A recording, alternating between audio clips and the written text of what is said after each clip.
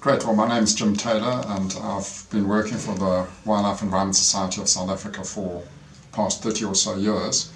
And it's really great to meet Paula and William and share some concerns and issues about the environment crisis that we see all around us, and perhaps give some perspectives from a WESSA point of view.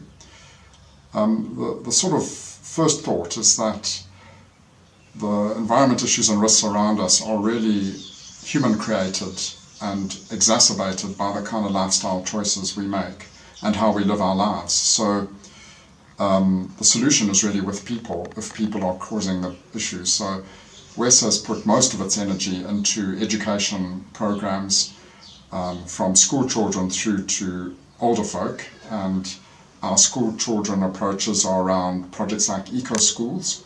We have over 500,000 young people participating in eco-schools. Through to teacher training, we have a program called Fundisa for Change, which supports teacher education. And then we have some iconic projects around things like rhinos and elephants, which are managed by Chris Galliers and his team. And they are really looking at innovative ways of looking after these creatures, understanding them better, supporting research on them, and finding different ways of managing issues related to these species. The recent development that's of interest is the dawning realization that it really is an environment justice issue we face, in that it's not the poor people living around game reserves, possibly poaching, possibly appearing to live in poverty and appearing to damage the environment, are often doing so much less than the richer people who have much heavier footprints, using much more water than we should. I'm certainly categorizing myself in the richer people's category. I own a car, I use electricity, which is generated from coal-fired power station, which is not clever at all. Whereas my neighbours who might live in an informal settlement don't have access to electricity, so they're not damaging the planet as much as I am. So environment justice really is to say who's causing the bigger impacts, and it's often, there's a very close correlation to the amount of wealth you have to the amount of damage that you do. And then what starts to happen is the conflict areas become a clash, if you like, between the enormous human populations and the protected areas that we've tried to secure. And I work for WESSA, as I said, the Wildlife Environment Society, and we started formally in 1926, and our first project was to develop the Kruger National Park. So we're very, very proud that we played a small role in establishing the Kruger National Park. So Sandparks have very generously invited us back there this year to celebrate our 90th birthday. So there are not many environmental organizations around that have lasted 90 years. And so it will be good to be back where it all started, if you like, 90 years later.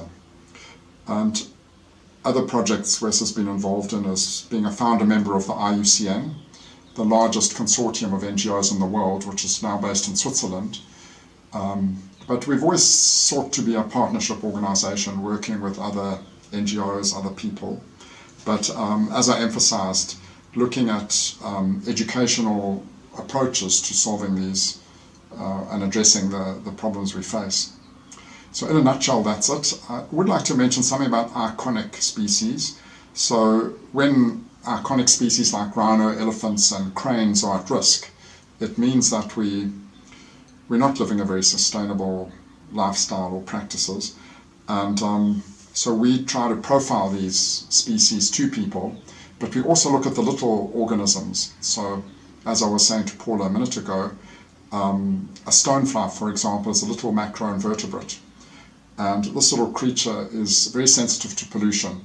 So we've developed a methodology of measuring pollution in streams and rivers by measuring just 13 macroinvertebrates, including stonefly. So instead of sending your water away with a grab sample to a laboratory to be tested, you can look at what life is in the stream, and from that you can get a river health index. And this is becoming a very popular way of measuring our rivers and streams, and it's also very educational. So So we are conscious not only of the big species like rhino, but also looking after the little ones. And then of course we run training courses.